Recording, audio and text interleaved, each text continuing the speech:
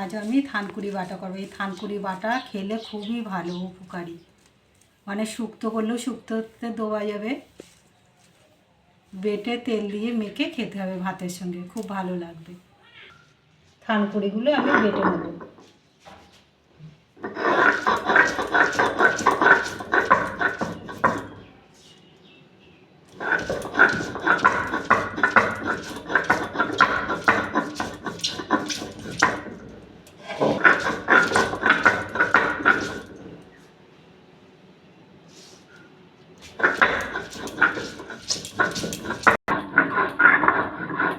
আমার বাটা হয়ে গেছে।